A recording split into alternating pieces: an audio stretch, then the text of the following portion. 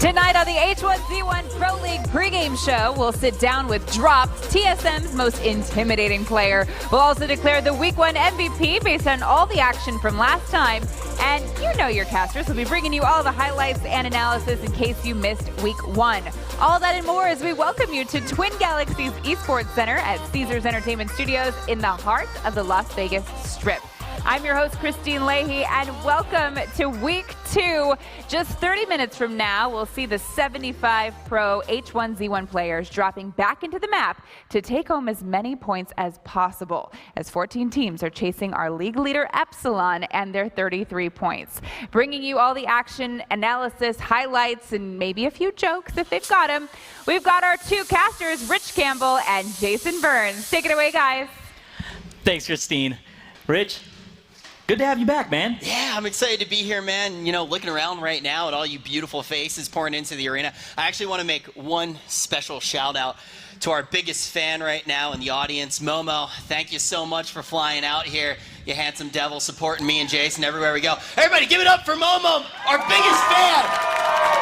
What a lovely human being dressed like Kim Possible out there. But now let's turn our attention to something that actually matters. And for everyone who's joining us for the first time tonight, welcome. We want to ensure that you know all of the action, know how to follow all the intense Battle Royale action. So here's a quick refresher on how tonight's games are going to play out.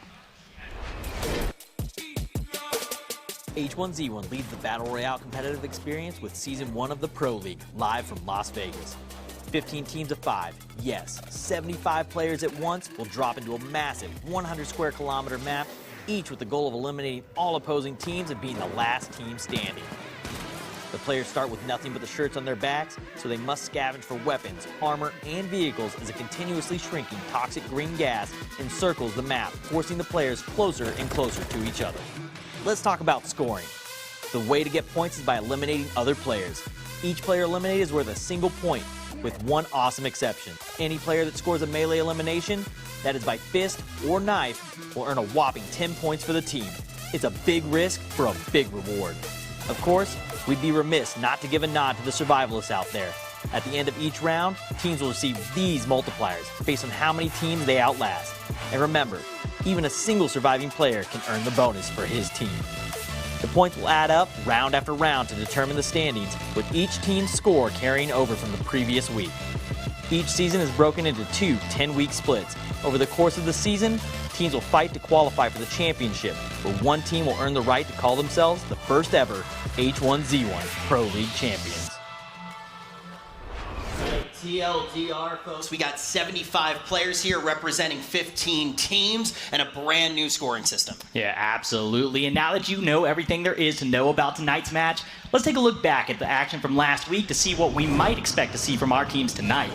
This was a fight going down between Rogue and TSM. It was going to be one of the opening kills of the season. First kill going to go to Stormin as he takes down Jeesh off of that, what we're calling the God Squad of TSM. This encounter is absolutely insane as well, Jason. Douglas Raw gets a little bit aggressive, gets some blood before he's taken out. And this is going to be the end of match number 1 as Epsilon takes home that deciding victory, absolutely crushing that, ending that match with 28 points. That was a huge game for them.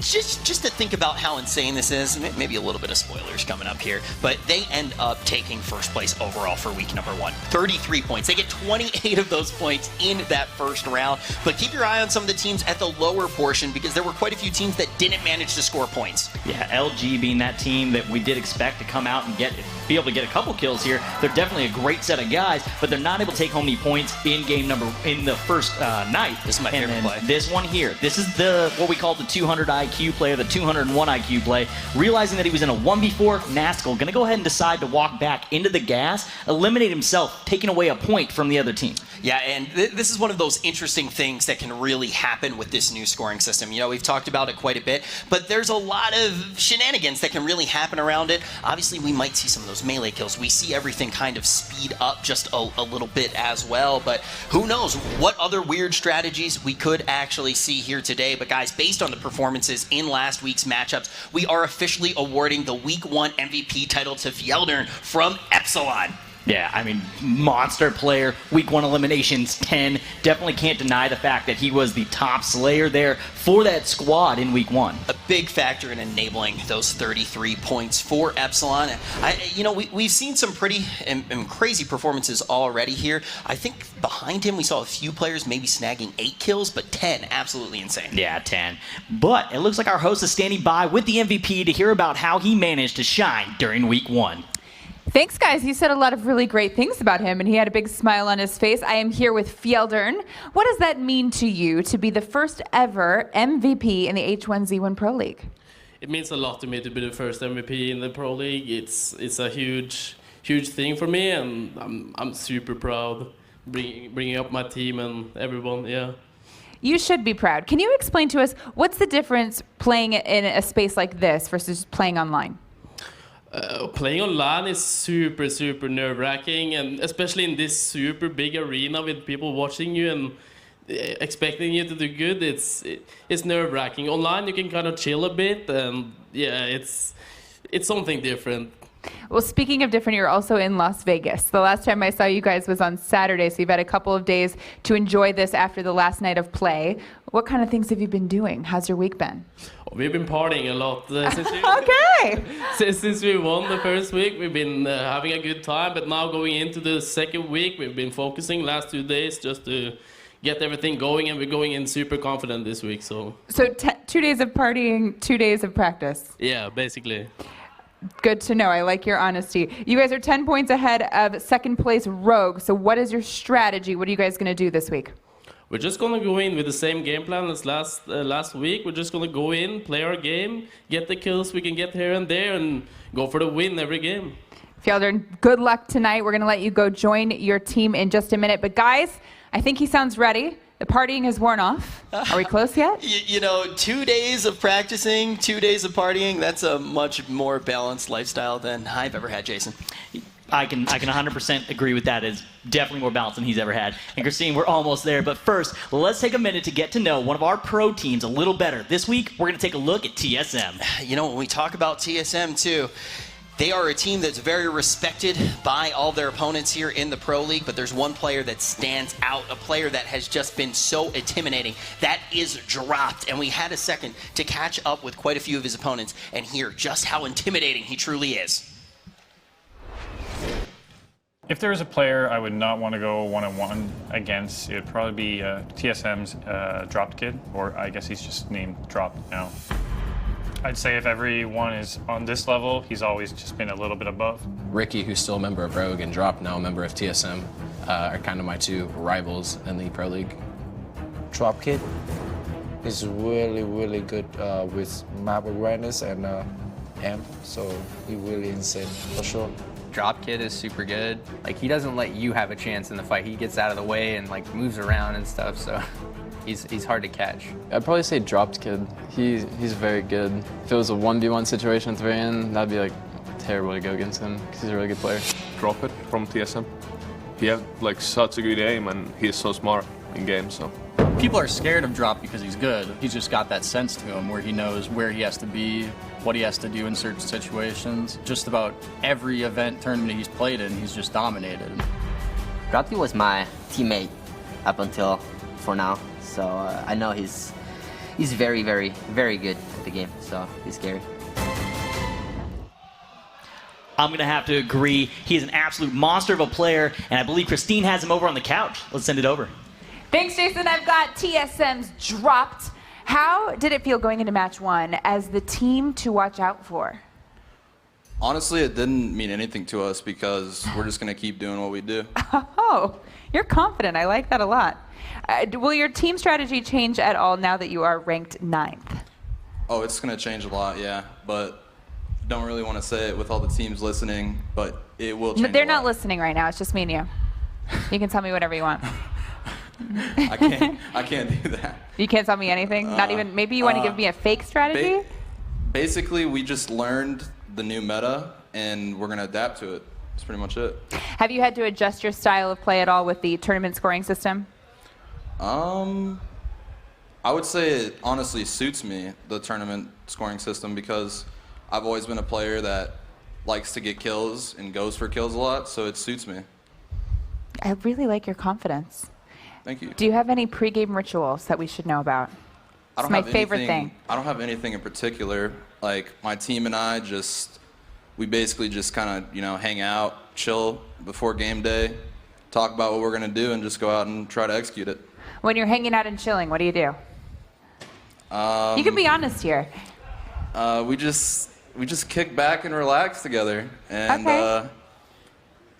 I'll be sipping on my water because I'm 18. And good, my teammates good, water only. My teammates. You could have a Diet Coke if you're getting crazy. Yeah. Okay. My teammates will just be drinking beer because they're all over 21. Oh, how does that feel for you? It's not the most ideal thing in Vegas, especially, but I've been dealing with it. That's why you're such a great player, though. You got your head on your shoulders, your mind is focused, you're drinking water and hydrating, right? For sure. All right, you're a big part of the team. Drop, thank you so much for talking to us. Now we'll have you head back over because your teammates do need you today. Good luck. Thank you. And we'll send it back over to the guys. Thank you. All right. Stay hydrated. I love Drop. If you want to be stay good, hydrated. If you want to be good, drink more water, folks. That's the lesson. Drink more agua.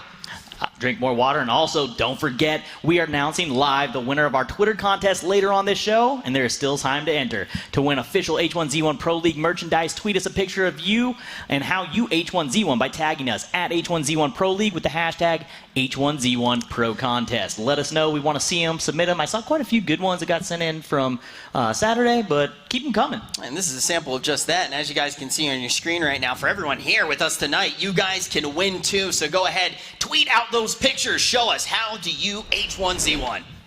All right, every week we like to take some time to get to know one of our 75 amazing players a little better. Today, that player is going to be Benny Boy from Set to Destroy X.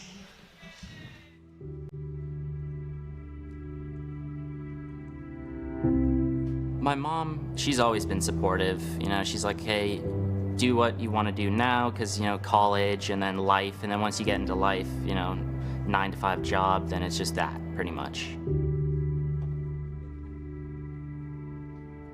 My dad, he's always been supportive as well. He's been more of the, logical type, if this doesn't work out, you gotta have this set up, this set up, this set up. But overall, they've just been really supportive and they're happy for me. Ben has had a lot of challenges in his life, and I just want Ben to be happy. 3 days before senior year of high school, Ben was diagnosed with a brain tumor. And then this opportunity was here, and we said, we want you to do what's best for you. So we thought, what should he do? Does he stay in high school? that wasn't working out just because he would miss so many classes. The way we support Benny Boy is just to give him all the support he needs. We knew this was going to be a once-in-a-lifetime opportunity for him. We are exceptionally proud of Benny. Couldn't be more proud of him. Yeah. I love you, Mama. Oh, I love you too. So need to cry. You're okay. I'm proud of you. I'm really, truly proud of you. He's one in a million. He's one of a kind. Thanks. My goal is to really win the championship. Like we want to do well. I want to make my org proud. I want to make my family, proud. I want to prove to myself that I can do this. I can become one of the best.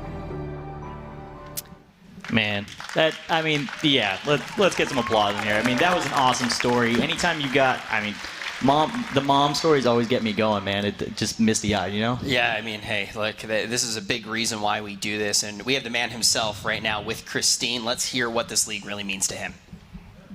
Guys, I think I need a tissue after that. That was really emotional. But you could, the fans are cheering for you. How does that feel? It feels amazing, honestly. Just being here in this environment is just unbelievable. And to know that you're opening yourself up, that personal story to all of these people, and they're clearly reacting really well to that. How does that feel? It's really nice, honestly. Just it's comforting just to know that people are accepting of that and that they just, I guess, enjoy my story. Do you hear your teammates? They were behind us a little bit ago. Yep. Oh, I think they're back there. They're just screaming for you. I think that you're like the favorite of the team. Am I right? Do they love you? Of course. Yep. They're screaming yes. And also here tonight is your mom, right? Not tonight. She was here last Saturday, week. But she is watching. So Okay, hi mom. Having her be able to be here on Saturday, having her support, what has that meant to you? It's been unbelievable. I'm just extremely thankful that I have such amazing parents, and I'm just really happy, honestly. You're healthy now? Yes, I am. That's the best part. Yep. Good to hear. Congratulations. Thank you. Well, I know you're very excited. We're happy for you. Happy that you're here. Hi, Mom, again. Yep. Good luck. Thank you. Anything that you would like to say to your mom while you're here? I love you so much. Thank you so much for being such a supportive parent. You have no idea how much you mean to me. That's good. Round of applause for all the moms. What's your mom's name? Lisa. Lisa. Hi, Lisa. You're doing a great job. Well, now we are going to have you head back to your seat, and we're just a few short moments away from round one. You guys ready up there? All right, yes, we are, Christine. I'm really curious, what exactly are you looking forward to seeing when we get the action underway? Well, I'm really looking forward to watching Luminosity because last week they had a pretty tough go. They were unable to score a single point, so we want to see if they're able to recover and stay in the hunt. Yeah, good point. That's definitely something that all of us in the arena need to be paying attention to here, Supersonic. Yeah, absolutely. Luminosity is one of those teams we expected to show up and definitely be higher than that. Putting up no points is going to hurt, but I definitely think that those guys are going to go ahead and bounce back. I don't expect it to tilt them too much off of their game plan. Yeah, definitely. Right now, just starting to think about all of the faces that really do make this entire league possible. We've talked about a few of them. We've talked about LG, but really soon we are going to have the likes of all 75 of our players gracing the stage here. Obviously, Epsilon is that top dog, but let's let them all out right now. Let's see the faces of the H1Z1 Pro League. And here they come, 15 of the greatest H1Z1 teams of all time, each with 5 amazing players who have worked extremely hard to be here for this 10-week split. And LG coming out in front. I think this is one of the teams that probably has the most to prove, and I think that they really can do it. The bar, not the highest for them right now, and this is the place where they really do get that set up, and now we're seeing the likes of Tempo Storm, NC9. I love the walkout. You get to see a little bit of personality out of the guys when they come out of the tunnel. It's always fun to get to have a little bit of fun with it, Definitely. You got to have fun with work. You can be pretty confident if you are a few of the teams that are relatively far in the front, but I also do want to talk about that scoring system just a little bit as they come to the stage, because it is very important to think about how exactly that's going to work, these points being cumulative.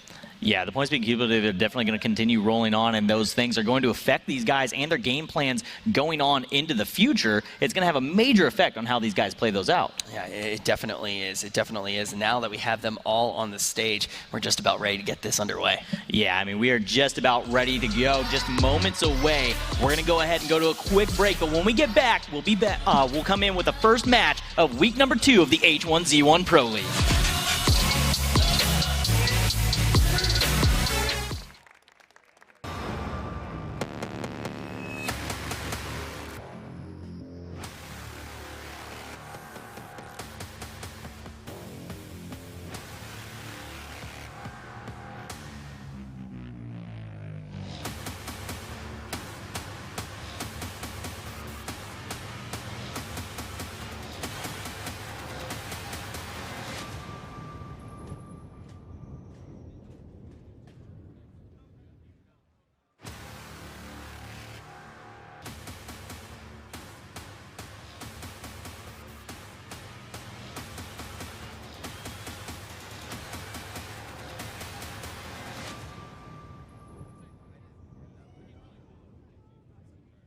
Caesar, politician, ruler, man.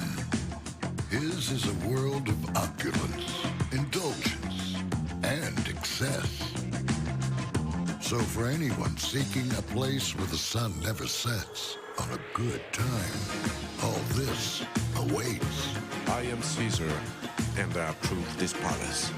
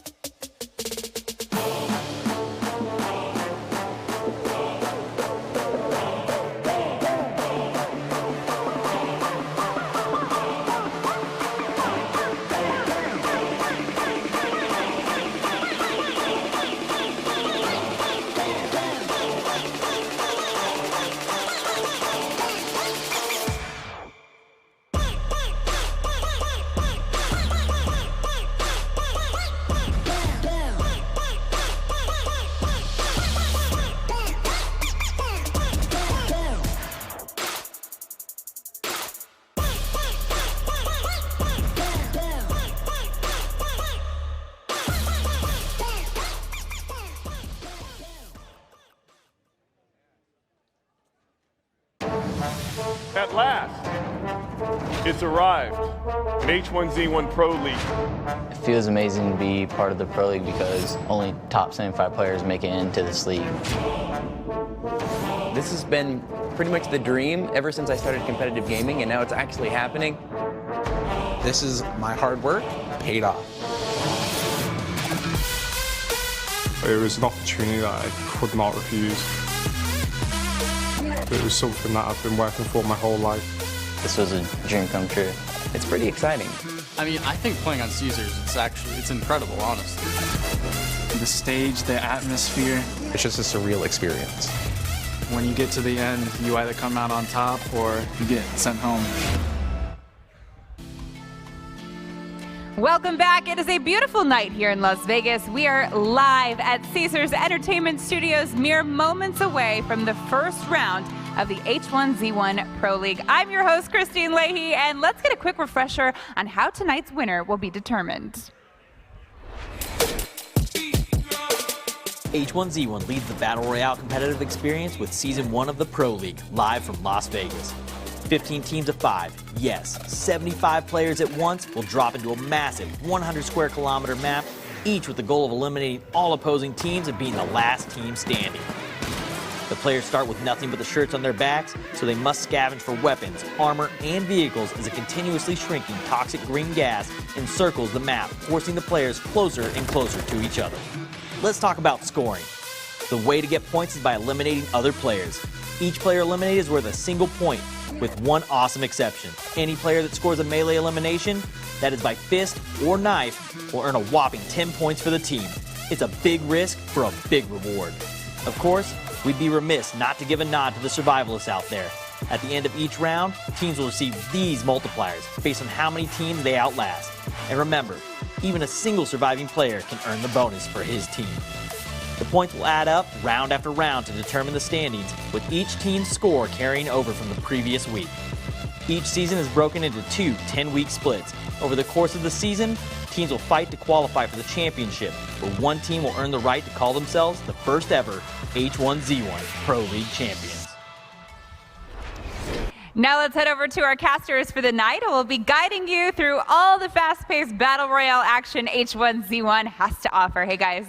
Thanks, Christine. That's right. I am Jason Burns, a.k.a. Supersonic. And my name's Rich Campbell, and we have the distinct pleasure of getting to stream every time something exciting goes down in the matches that we're going to see tonight. But none of them would be possible unless we got our 75 players in front of 75 PCs. So I want to give a major shout out to Republic of Gamers for making our hardware dreams come true. Yeah, definitely providing some great rigs for all these guys to play this tournament on. And also, these guys are here to win the championship, but we want you guys to be able to go ahead and win at home as well. We do have a contest going on at Twitter, and you're going to go ahead and tag at H1Z1 Pro League using the hashtag H1Z1 Pro Contest. Send us in everything you got on how you H1Z1. We want to see how you interact with the league, how you play the game, what's your setup look like. We want to see it all. This is how we H1Z1. Show us how you do it. Yeah, we've seen some pretty crazy ones coming in as well. We've seen some people actually watching live from Vegas, and we've gotten a few sneak peeks at how some of you actually do H1 at home. And I'm pretty excited to see what everybody submits tonight. Yeah, absolutely. And we'll be announcing that winner later in the show.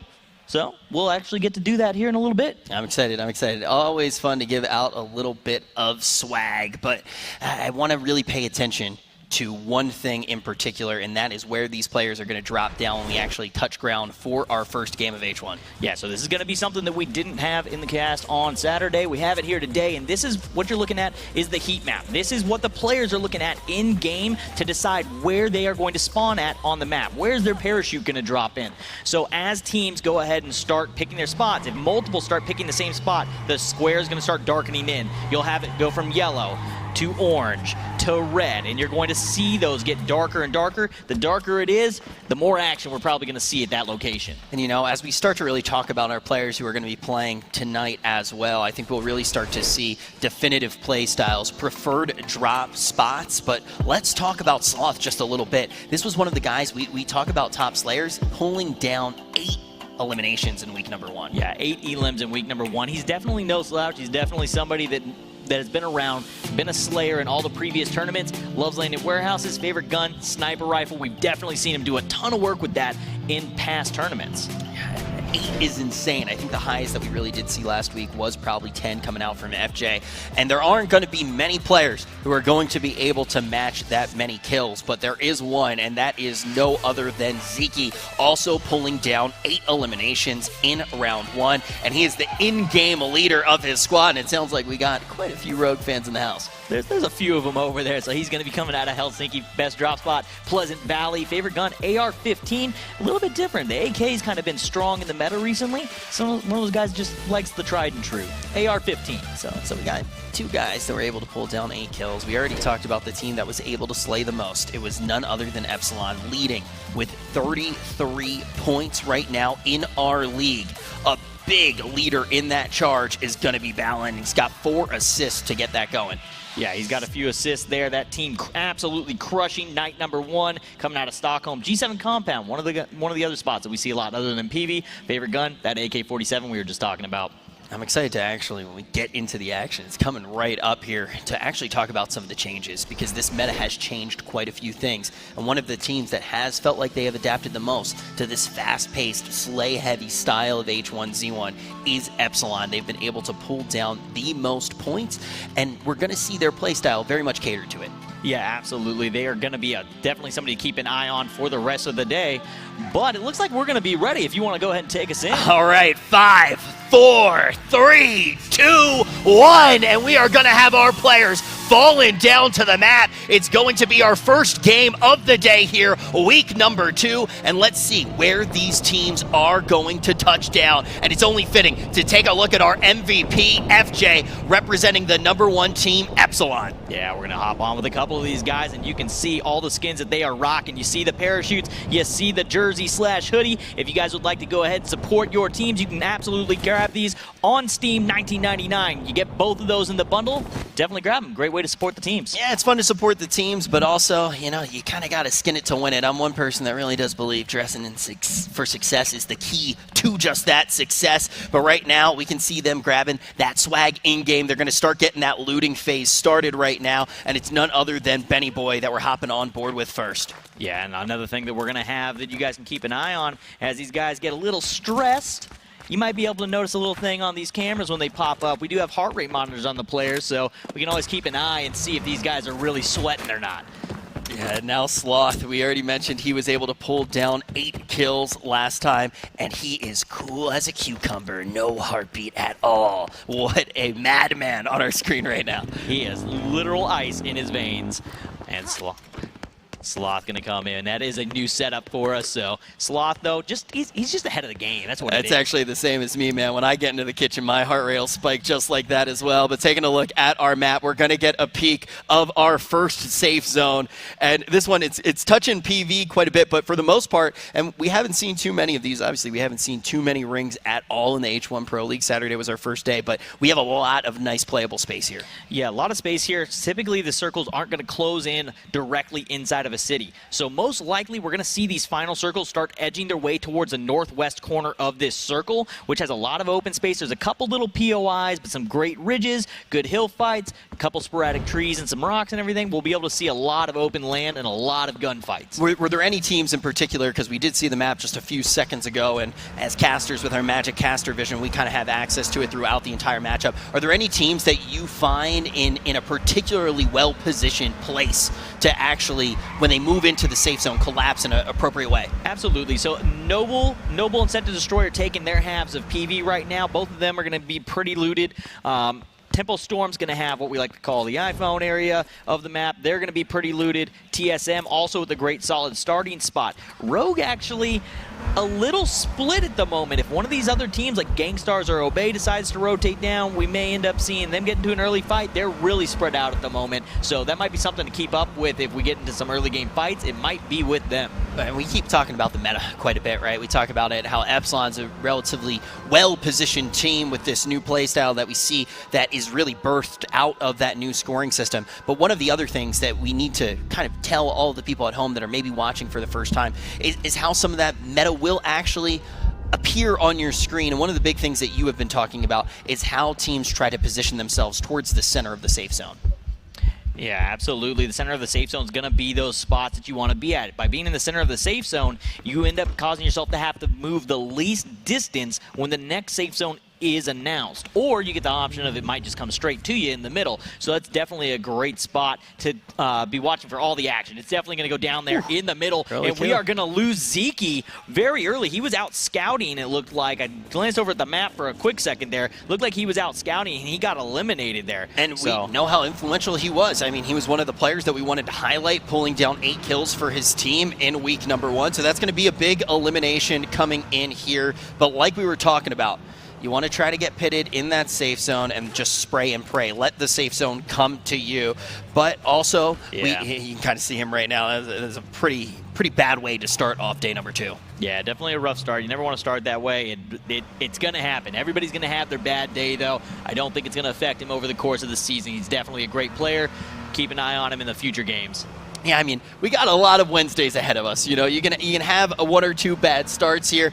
The points are going to be cumulative every single Wednesday on Facebook. We're starting things off at 7 p.m. PDT. That's Pacific time. I had to remind myself because I'm not good at things like that. And you can see the scoreboard on that bottom right portion of your screen as well. That's going to be tallying up all of the kills. Every single kill going to be worth 1 point unless they get a melee kill, and then at the end, depending on positioning, they will get that multiplier. That all adds up. And now, Carta letting some long-distance shots ring out. And as you can see, he's got that Magnum, maybe trying to chew away at some of these vehicles. Yeah, the Magnum's definitely that weapon that everybody's going to be using to eat away at vehicles. Exactly like you said it. You find it does a ton of damage to cars, so they will just sit there and eat away at vehicles from long range. Battle of attrition. Take away anything you can from them early, so later in the game, these guys are in a rough spot and have to try and fight an uphill battle. You know, I got a question for you right now. We keep getting it. It's super awesome. We get to see the player cams and we get to see their heart rate, but maybe I didn't play enough Doctor growing up. I actually don't really know what the resting heartbeat is for a human being. Don't ask me. I don't have the answer for you. I went through this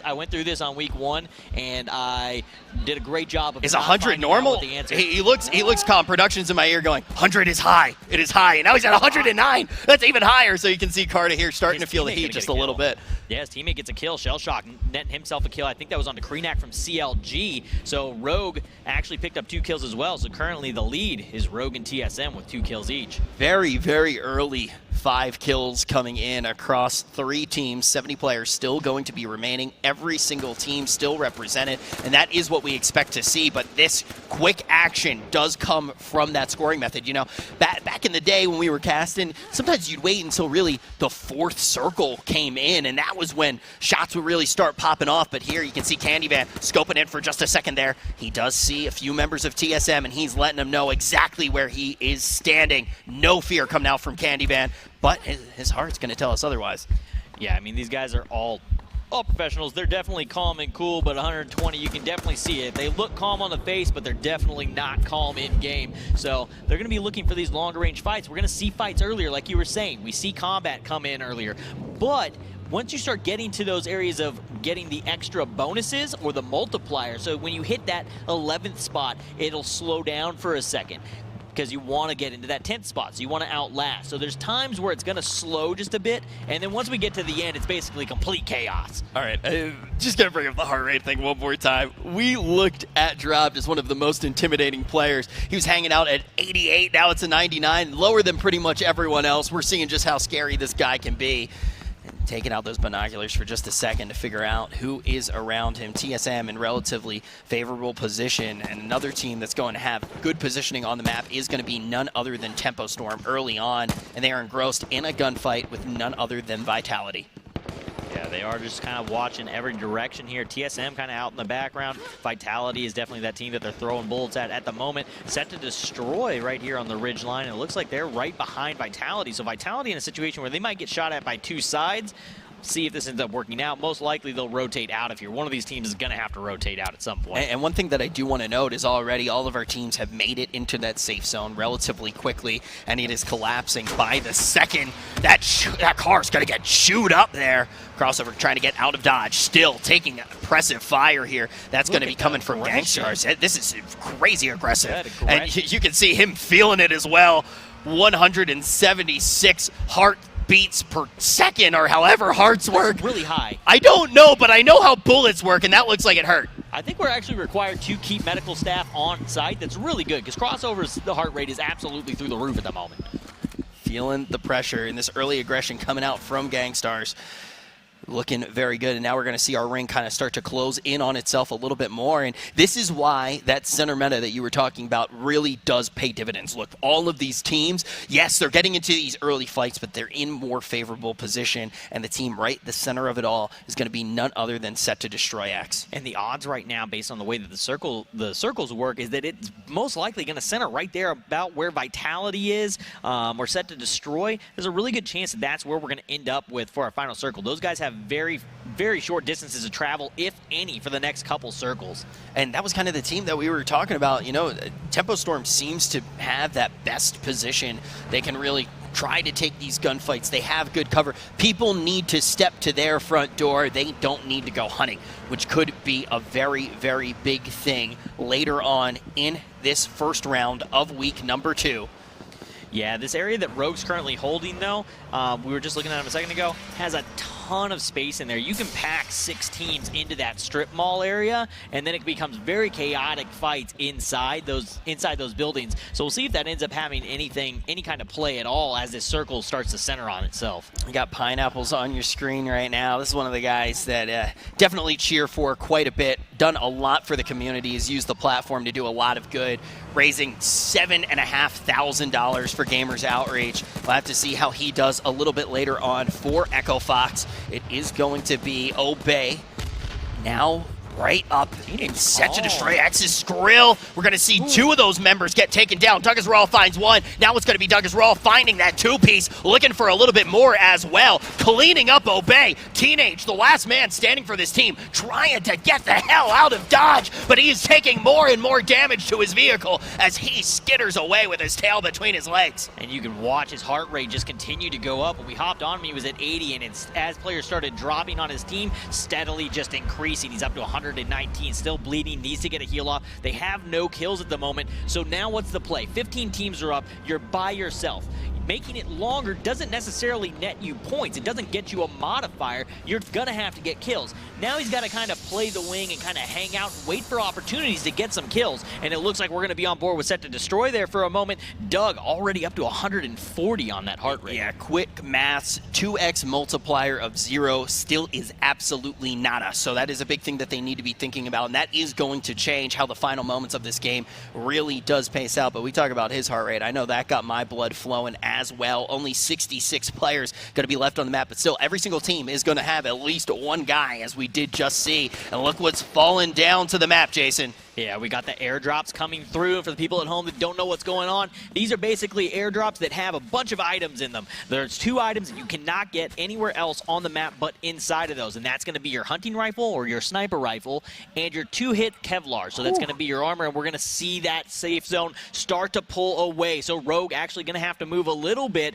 but the next place that you would want to rotate to from where they're at is already occupied from Set to Destroy. Also, Gangstars and Luminosity is behind them. So that's going to be a really rough rotation for those 3 teams coming into this circle. And kind of like you predicted there, we do see Tempo Storm and Echo Fox right smack damn in the middle.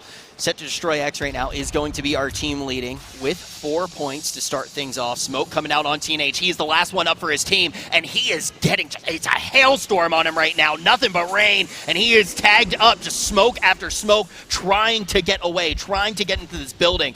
And if he goes down here, his team is going to leave this round with not a single kill, without a single point.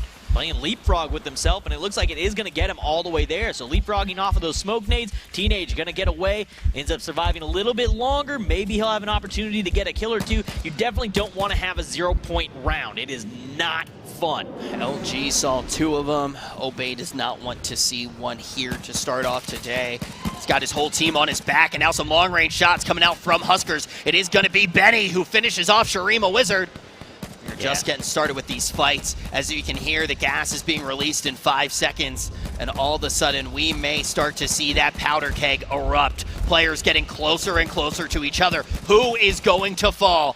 Which team will be taken out first? All 15 still are represented. Yogi inside the smoke right now for LG. You can see that Rogue has pretty good eye lines on this team. Just keep in mind. And just remember, guys, you can keep an eye on the score and current standings of this match in that bottom right corner. That's going to update live throughout the match as the kills roll in. and that's going to give you your every one of your teams. So it's going to have their 3-digit starter, and then you can actually figure out where your favorite players are at, and the bombs come through. Doesn't look like it gets anybody, though, so everybody dodges that one. But those are always, I would love to see somebody's heart rate during that. When the bomb plane comes through and you're close, that's always the most tense moment for me. Looked I have the quite worst luck with sketchy it. there. It looked a little sketchy there for a few of our players. Does look like everybody gets out, though, in one piece. Now it is going to be Huskers right now, weaving in and out, just trying to jiggle peek just a little bit. Doesn't want to take too much damage here. Is going to be Rogue, letting shots rain into Noble. Noble, one man down at this point. Shurima Wizard was the first to fall for the squad. They're in kind of a tough position here, too. Dude, they really are, yeah. Everybody out here on this side, we were talking about it for a minute, we're definitely going to be in. Man, I don't even think the car came to a stop. I think Benny got hit with the car and it just stuck him in there. And we're going to see that entire There they squad go. in there right now. Ooh. But it's Howie just got a rip. Dug his roll right out of the car. A big kill coming in for Howie. 64 souls still on our map in round number 1. And here comes the Destroyers. They're rolling through. They got Echo Fox out ahead of them. It looked like either Benny or Ana there threw a couple shots out that side window. Might as well. You can shoot while driving, and they're going to come rolling in, and we are going to be in a close-range fight here with Echo Fox right inside. In comes Benny. He gets one hit, gets a couple. Nobody going down yet. Stomp a little, and Benny both going to land a kill, and then Stomp going to go down to Zach. So actually, Tempo Storm gets involved in the Echo Fox fight and manages to pick a kill out of that. And then Prodigy Aces is going to get eliminated by Sweet Dreams. If they didn't get in that fight, Set to Destroy X was looking so strong there. But let's actually take a look at moment to moment what went down there, because it was absolute chaos. As you can see, it is Set to Destroy X that decides to make the breaching play. They start letting some shots into Echo Fox. They get that first kill onto Sweet Dreams. Then they're able to take out Pineapples, and that is when we see Tempo Storm enter the fight, and they are going to tip the scale quite a bit away from Set to Destroy X. Yeah, Tempo Storm being that little bit of a nag out in the corner, kind of throwing in, peppering a few shots into him, ends up taking down one of the players. I actually didn't expect Tempo Storm to be involved in that fight whatsoever. But they end up pinch. It's the way to do it. Every one of those points is going to matter, right? Every kill. Anything you can steal away, absolutely go for it. But that was a nuts play. They didn't really have anywhere to go. They kind of got forced into it. Echo Fox is probably really unhappy with the fact that just went down. Pinching is so lucrative in our current scoring system, because not only are you taking, before it was really, why is pinching valuable? Because you were getting bounties, you were getting a little bit more money in your pocket. But the thing is now, is you are taking a point away from a team and giving that to your team for the entirety of the league. And Set to Destroy X, being so aggressive, is going to be our leader with 7. If they can hang on, they'll get the modifier. But right now, it is Rogue, and they have their sights straight on LG, Jason. Yeah, and as you were saying just a moment ago, they definitely want to hang out, but we're going to see a shot out Riki, and he's going to eliminate Sign. Dropkid going to go down to Blank. G's going to come out that front door and drop CBK Flame, and now Triv in the smoke trying to throw a nade in, and G's hanging on, doesn't make it through. He's going to go down, and then we're going to lose Cutie Venom to OG Triv. Bodies are dropping down to our top 50 players. Only 14 teams going to be left now. We can already see quite a bit of them tagged up. Just like that. Carta going to go down. That's going to leave Triv prone and alone. And now Team Solo Mid able to pick up another kill. Beautiful. Now it's the survival game. This is where Triv needs to just wait it out. You want to make it at least into that 10th spot to get that modifier and that multiplier of your score. So they're sitting well. He just needs to stay alive. That is the name of the game. He's going to be able to maybe get 1.5, maybe 1.25, but a few teams already out. Impact going to be one of them, and now LG trying to take out another squad. They're managing to take Vago, and just like that, it gets turned around, and we are going to see Stormin from Rogue get taken out as well. And just like that is Rogue taken out. Only 12 teams left in this one. 42 players, 41. We can't even keep up. It is getting incredibly dicey for our players in this ring. And they're going to drive by. CLG's going to hop out. Dog going to get taken out. Nightwalker finds himself a kill onto Gabe before Spirits comes in and returns the favor. Crank then going to take out Spirits. Everybody there just got domino effect. And now our teams are inside of that multiplier range, but we're not done yet. A little bit of area denial going to come out with the gas. Now it's going to be Betty Boy looking for some blood. We're going to see Rogue fall down. It's going to be Megs. Then it's going to be Clem. Betty Boy hanging on by just a hair. Will he be able to get any more damage done? He is going to be backed up Oh, just like that, he is going to be taken out, and his teammate will be as well. Top 9. All of these teams getting at least 1.25 in the multipliers with their current count. And as you can see, our point leader is going to be by 10. LG having a much better performance here than they did all of last week. Able to get some damage done. 2 points. That's actually going to be their total. That's going to be multiplied by just a little bit. They should be able to get up to at least 3 based off of that multiplier. But Echo Fox right next to Vitality. Yeah. When will these guys start to chew into each other? Liam and Hurrah versus Crank, Prox, and Sloth. At what point does Fox decide that they're going to have to start making some plays, getting some eliminations? They're currently sitting at 2, but a multiplier on 2 really isn't worth a ton. So we definitely want to see that. But let's go ahead and hop back and take another look at that play from Benny Boy. So we're going to see them come in. Benny going to pop up, get Howie. Then he's going to look for one shot, comes up for the second shot, takes down Makes. We then see him slowly looking for Clem, finds it. Clem going to go down as well. Second later, we do know what happens. They're going to come in, they're going to clean him up, but he makes a huge play there, getting a few kills. Those few brief seconds, he's backed up by his teammate, and they're able to get 3 kills onto the board. Absolutely massive. Tempo Storm, one of our 8 teams still in this. They are going to have the full squad up in here. Triv needs to run a little bit quicker. He does have the smoke, trying to leapfrog just a little bit of it. It looks like he's going to choke. He is going to go down. Cole J going to fall as well. Goes down to the gas, though, doesn't give up any points, so at big the thing very to least, know. He didn't end up giving up an extra point. But TSM does get 7 points, plus a 1.25 modifier on that, so they're going to get some points, so good job to Triv for staying alive long enough to get that. Radarn on Epsilon, though, is going to get taken out by Shades from Alliance, and we're now on board with Tempo Storm, and they are in a close-range battle with Alliance. Zach looking for the kill around this rock, trying to find it. Psychaz right above him, he's going to get dropped, and here he comes, looking for the kill on the mountain. Can't find the first shot, can't find the third shot, can't find the fourth. It is a potato war, and he is going to lose it. Candyvan loses his helmet, gets a new one on right away. Tempo Storm dropping a few players there in that fight with Alliance. Reptar finishing it off with that kill on Shades. Tempo Storm able to still be represented. Let's watch how they did it. 5 teams going to be left, and just like this, Zach is going to come around the rock, going to look for that kill.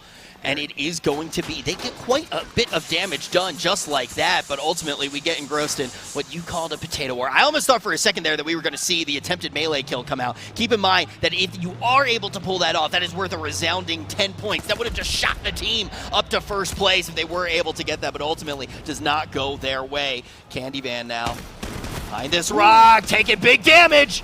Here comes Cloud9 on the aggressive push. Chappie with the shotgun. Reptar going to finish it off. Reptar hanging on at 9 kills. Reptar is absolutely going off this round. He does finally get eliminated by Hurrah in 5th, so they're going to get that 1.5 modifier. Hurrah going to get taken out by Adrian. Echo Fox still with 3 up. Needs a few more kills, though. Fox still only at 2. They have the modifiers, but they need the shots. Fox Sloth going to get eliminated by Buffalo. That is not what they were looking for. Not at all. You do not want to have a Slayer like that go down. Top 3 teams, 8 players. You can see Gangstars relatively grouped up. Adrian's going to be able to take down Crank. The car, he ran him over in the smoke. Beautiful play coming in from Adrian. He's not stopping yet. All by himself, trying to stem the bleeding from behind the tree. Can he pull off the pinch? Gangstars and Echo Fox are so concerned with each other. He's going to try to get it going. Prox does fall. Adrian gets the point. Adrian steals the kill. That's exactly what he needs to do. There's no modifier difference. He's most likely not taking down the game. He's in a 1v5. But getting the kills is what's worth it. He ends up throwing a nade and stealing that kill away from Gangstars. And now he's going to be the number 2 team, pushing himself just a little bit further. He's looking for one more. He's going to put himself in the beast, and he gets the kill on the way out. 4 players, though, from Gangstars going to be left standing. Beautiful play from them, but my goodness, Adrian, you filthy monster, robbing points away from the other teams in the final moments of round number 1 of week 2 here at the H1Z1 Pro League. That was absolutely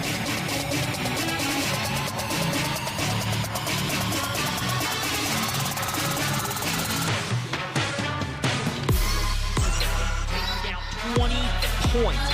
Big game for them, set to destroy with 13. Team Solo mid, gonna come home with 9, rounding out our top 3. What was our highest round score that we actually saw. It's 28. It's 28, right? So 28, that was with modifiers as well. So we can see the Tempo Storm right now going to have these 20 total points here. Right behind them, set to destroy X. And this is a really interesting thing to note that I want to bring up here as we see some of the teams that are a little bit lower on our placing of Bay not able to get a kill. They played incredibly aggressive. They did not get a modifier. They just went ham. That is how many kills they actually got. What do you think the strategies that we actually see with this new scoring system are going to be? Is it going to be just playing it fast, playing it furious, trying to see how many points you can pull down, and not even worrying about the maths? There have definitely been some players that are playing to that style, but I think there has to be a little bit of a slowdown. You have to respect the game. You want to make it late. That's where you can net a lot of kills. We see a lot of teams kind of mop up in the end game. Yeah. But we have to have a few highlights from that game. Let's go ahead and check out just what went down. Well, I have a pretty good idea what a few of them are going to be. First, it is going to be Teenage trying to get the heck away. Last member up for his team. So many times I thought that we were going to see players fall to just that, what we saw on our screen. Yeah, Teenage actually got away with those. And then we actually hop on board with Set to Destroy on the initial push. When they come in on Echo Fox, Benny Boy coming in, getting a lot of kills here for this squad. They end up cleaning up here. They lose a few players, but they are able to get away. And then we obviously saw that fight later that Benny got with the double kill. Then we're on board with the TSM versus Impact fight. Triv going to be the last one left alive. He's able to narrowly make it in, get a kill, clean that one up, and then he hung on. This is that Benny Boy fight, though. This was absolutely insane, and this is the aggression that we were really talking about here. The modifier not going to be as big of a factor if you can just pull down massive kills like that. But beautiful, beautiful, beautiful match to start things off. Very excited to see what we see next. The scoring system's absolutely doing what it was intended to do. It's forcing fights to happen earlier. Those fights where you're like, you want a spot because you don't have one, where teams used to not take it. They're 100% ready to take those fights now, and I love it. And early as well. But one of the teams that struggled just a little bit was LG. Now they finally do have some points in their back pocket, and we got Christine with them on the floor right now. Thanks, guys. I have Yogi and Chipsy here with me now from Luminosity. You guys had 0 points in week 1. Tonight, so far, you have 3. How have you adjusted your strategy at all? We spent a lot of time looking back at the votes of the first week. We found a few mistakes that we made, so we tried to fix those. Obviously, now we got more points than we did last week, so hopefully we'll do good in the next game. I think, judging by the look on your face, you would have liked more than 3 points tonight. How are you feeling so far? I'm feeling pretty confident that we'll pull out game 2. Just a rough start, and our team's one of the best, so I'm not even worried. What's the mood like back there when you go back with the guys? What are they saying? What are they thinking? What are you guys trying to do? The mood's great. Like, everybody's still confident. No matter what, we can go out and get another 0 points, and the next game we're still going to be confident we're going to win it. Good. Okay. Anything different you're going to do now in round 2? I don't think we're going to do anything much different. I think we're going to try and stay to what we've practiced and just make sure we do it better than before. All right, guys. Luminosity, good luck in the second round. Guys, send it back to you. I mean, yeah, you can definitely tell that they're just kind of leaving it all out there. They absolutely said it. It doesn't matter. If they take another 0 points, it does not matter. They're going to go in. They're going to leave it on the field every single time they go into the map. Yeah, and you got to think, there is a long road ahead of them. You need to be thinking about the future. You can't get too caught up on one individual performance. We are going to be watching these matches every single Wednesday, and every single Wednesday we're going to have 2 matches as well. So like they did say, they got another chance here tonight as well, Jason. Yeah, they're going to have 2 matches, and again, every week, 7 p.m. Make sure you guys come in, follow up. We'll see how they do throughout the season. Yeah, I mean, that's absolutely nuts, man. That first game was crazy. You know, we got to watch some of the best moments just now, but when we first arrived to Vegas, you know, we sat down with the players, and we want to show you some of the worst mistakes that these guys have made. What's up? I'm Kyrie. I play for Gangstars. That sounds so bad. Hi, guys. My name's Mountain, and I play for Alliance. My name's Mig99, and I'm a player for H1Z1. These are just rapid fire ones right here.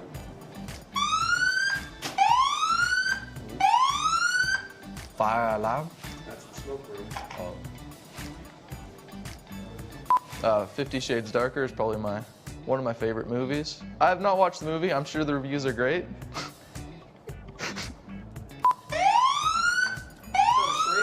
How do you feel about playing on the Pro League?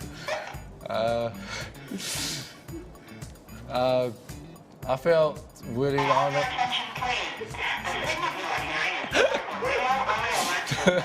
Maybe deep down inside, I want to be just a me.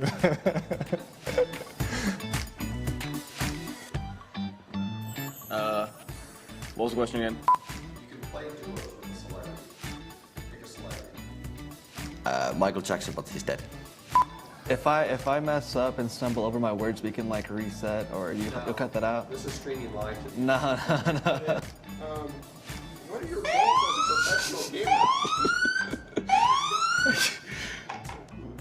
What are your goals as a professional gamer, Frida? My goal was. I feel bad because I crop dusted you right before you came over.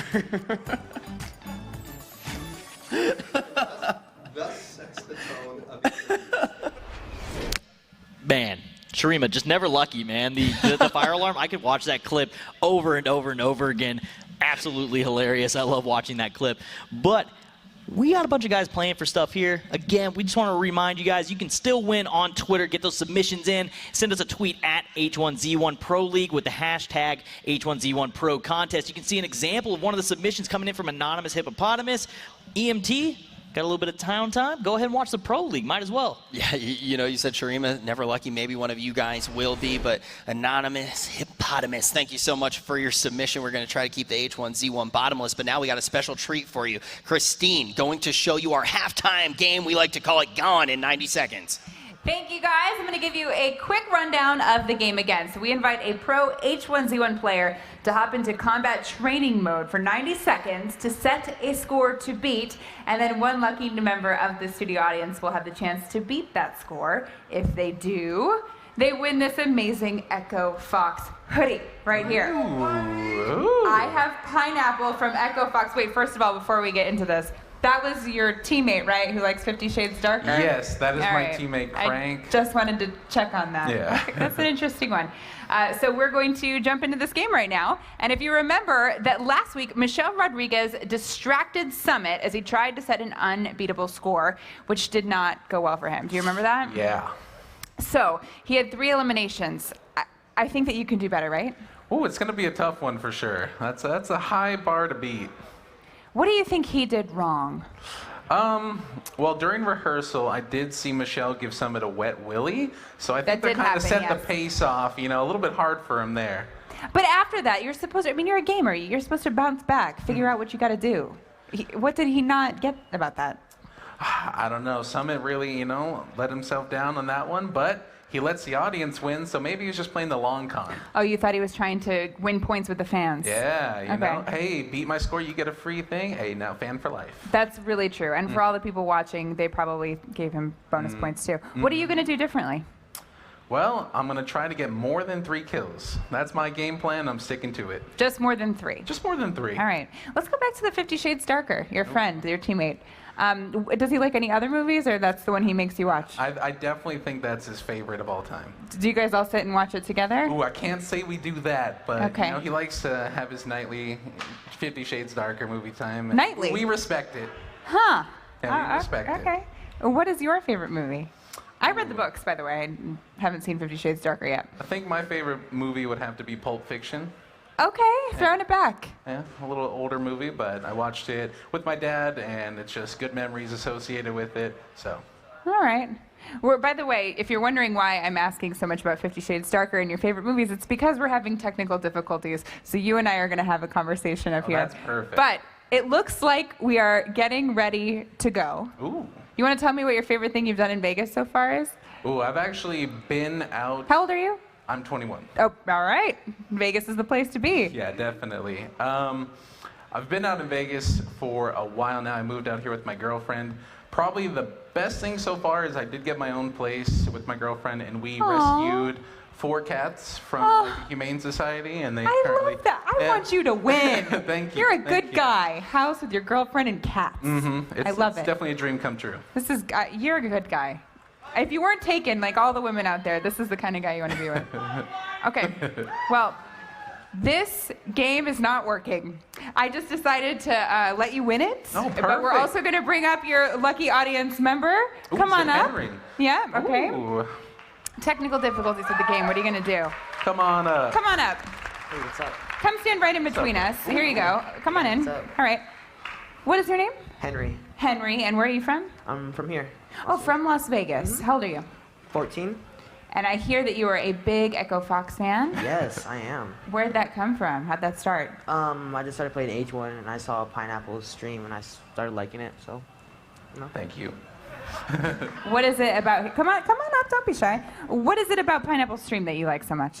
I mean, like, he's really confident when he plays H1 and it's kind of inspiring to me. Oh, wow. Pineapple, how does this feel for you? It's honestly, seeing messages in chat is one thing, but actually being face-to-face with people who enjoy your content is surreal. It's definitely one of those feelings that you can't forget. Henry, do you remember seeing Henry pop up at all?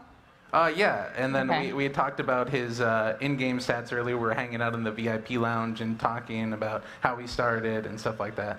Has he given you any amazing tips yet? No. Oh, come on. You know what? I actually wrote a guide on H1Z1 that people at home can check Oh, you're out. like plugging your guide. Yeah, I'm just It's saying. It's there. Okay. Do you want to plug your Twitter, your Instagram while we're at this? You know, they know where to find me. Oh, okay. Well, Henry, you didn't have to play. You just win this, which is pretty cool. It is an Echo Fox hoodie, and I think you're going to like this, right? Yeah, I'm going to love it. There you go. Hey, Congratulations. Round of applause. Come on. Can you hold it up? You want to put it on? No, I can hold that. See, look this. Does it fit? That's a good size for you. Yeah, it's a good size. It's gonna look really good. And if you want to buy some of the merchandise that we have available, the link is on the screen right now below. Henry, thank you so much for being here. Pineapple as well. I wish I could have seen you guys play, but what are you gonna do? Hey. Technical difficulties. Henry's the winner of this all, and you got to plug your Instagram and your cats. Do you have any cats? No, I'm a dog owner. A dog? What? A dog owner. Oh, a dog owner. What kind? Husky. A husky. I have a pug. I'm all about the dogs too, but rescue some cats if that's what you're into.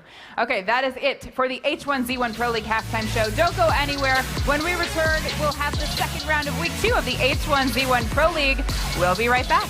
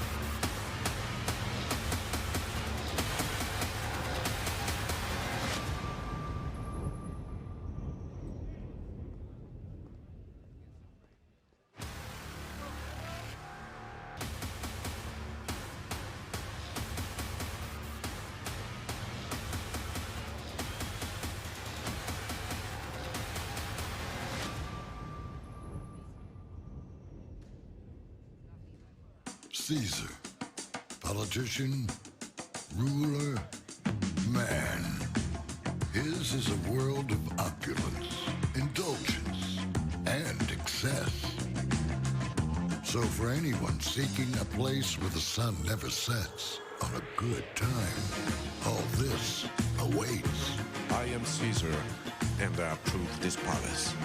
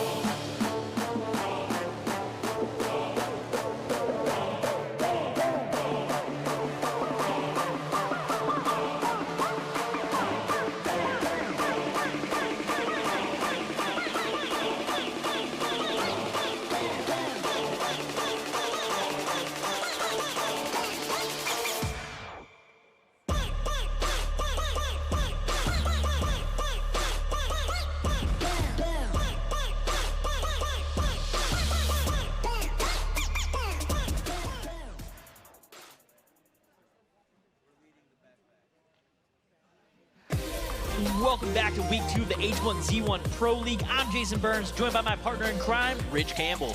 I'm only a criminal if good as a crime, but we have seen a fantastic first part of our show, and now you're going to be looking at that leaderboard. Tempo Storm, this is for week 2, round 1. 20 points for Tempo Storm. Overall, though, now, they're going to be in second place, I believe, Jason. Yeah, they're going to be in second in the overall, which is nuts. I mean, they jumped huge up the leaderboard with that game. Huge match for them, 20 points. Yeah, absolutely insane. I think the highest that we've seen is 28, which is absolutely unfathomable. But 20 points going to be a very, very impressive way to start off game number 1. And now we're going to be jumping into game number 2 for week number 2, Jay. Yeah, I mean, week number 2, if it's anything like game number 1, it's gonna be nuts. The fights broke out early. We saw a ton of close range combat where people were fighting for positions. We saw that great play from Benny where he was holding it down. Shout out to Benny and his mom back at home. That video still kind of hit me in the heart a little bit. Well, you got to think about how much his aggression really did pay off for his team as well. I believe they got something like 13 points was ultimately what Set to Destroy X ended up taking in that first game of the night. And a lot of that's going to come from the kill that he opens up. Comes in with a really aggressive play. He's able to pull down 2 kills and get, I believe it was a 33% assist for his teammates. So 3 kills in that very short window. That was where the team ultimately does get eliminated, but getting those quick early kills is going to be a very important thing with the new scoring system. Absolutely. You know what enabled them to go ahead and get those kills? Republic of Gamers coming through with 75 of the best rigs we could have possibly asked for. All these guys playing on super smooth. I mean, you can't ask for much more. Can't run a 75-person tournament without 75 PCs. We say it time and time again, but it is a monstrosity to kind of put on. It takes a lot of work, and takes a lot of help from our sponsors. So giant shout out to everybody that's been helping us out with getting this tournament off the ground. Yeah, and thank you to Republic of Gamers for being that official hardware sponsor of the H1Z1 Pro League. They give us quite a lot of swag to make this all possible, but we want to give you guys at home some swag as well, and you can do that by joining this Twitter giveaway. And if you participate in it, all you got to do is tell us how you H1Z1. Yeah, show us. I want to see it. I need them all. Tag me in it as well. I want to know them. I love seeing them. It's awesome to see how these guys are interacting. A lot of these guys got some hype pictures that came in on Saturday, so hopefully I get to see them all again tonight. Yeah, we've gotten a preview of 2 of them so far. We saw one from someone actually in the arena watching live from Las Vegas. The other one we saw was literally in the back of the ambulance. So let's see if anyone at home can top that. But now we can start turning our attention to our second game of the night, and we're going to be taking a peek at the heat map.